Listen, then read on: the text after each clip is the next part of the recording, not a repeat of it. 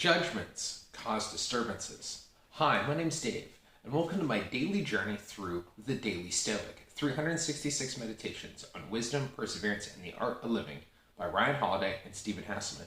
If you enjoy Stoic content, self-improvement, and things about ADHD, don't forget this video a like, share, and subscribe, and hit that bell for notifications. But let's jump into today's reading. April 10th. Judgments cause disturbances.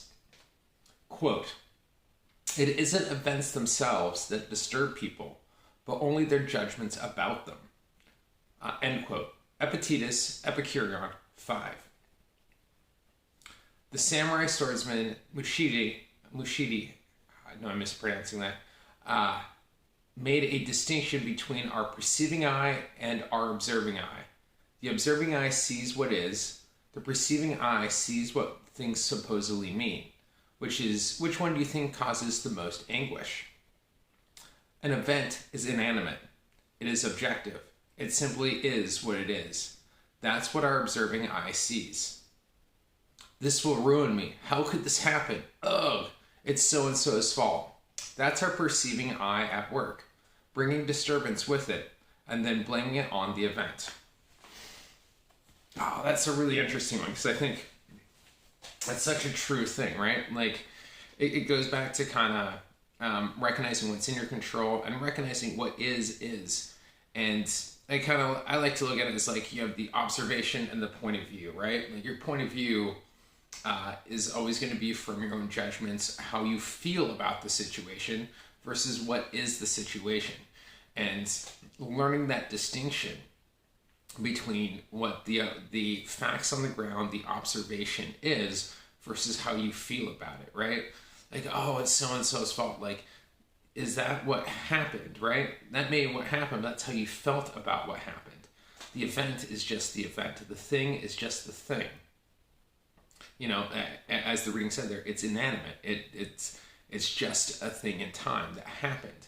How you respond to it, how you view it through your biases, through your lens, you'll start blaming the event, blaming other things, or blaming others, or even blaming yourself, and recognizing that, but really it comes down to of like, how do I handle myself in that situation?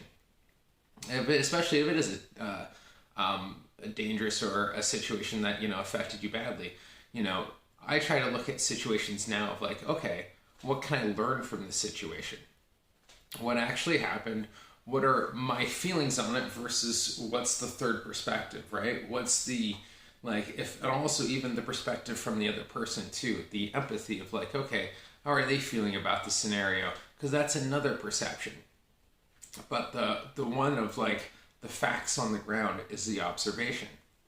And what brings us the most disturbance, as the question asks, is the one through our own perceptions, because it's coming from our own memories, our own biases, our own kind of things that are happening within us that we're projecting onto the scenario, or projecting onto our partner or the other person in the scenario, right? Like, we'll put this projection on there versus what actually happened. Because when we take a step back and look at like what happened, like not our thoughts and our feelings about it, but like, all right, what went down, then we can start to really analyze it and use our rational thought to really come up with not necessarily positive, but come up with the solutions of, so this situation won't happen again, or when it does, you'll have better tools to be equipped versus, that happened again, it's always someone else's fault. Blaming others isn't going to actually help you solve the problem or change the event. The event happened. It's okay, what can I learn from the event? How can I grow through this? What are the lessons here that I can learn, right? This is many years ago, used to go to this bar in Chicago, and this bartender, instead of saying, "How was your day?" he'd be like, "What did you learn today?" And it's something that it's always kind of stuck with me, of like recognizing at the end of the day, I try to ask myself that question each day of like, what did I learn? What did I gain from today's events and scenarios? What did I learn about myself? What did I learn about the situations I was in? And how could because that allows me growth, and it's, for me, recognizing where I can grow my own shortcomings, because those are the things I can control. I can't control the scenarios, but I control how I respond to them. I can control how I react and act in a situation. And it's like, okay, maybe I didn't act in a really great way in that situation. Okay, so the next time that happens, what's the best thing for me to do? Most of the time, it's usually just to be quiet. Like, shut up, let the thing play out.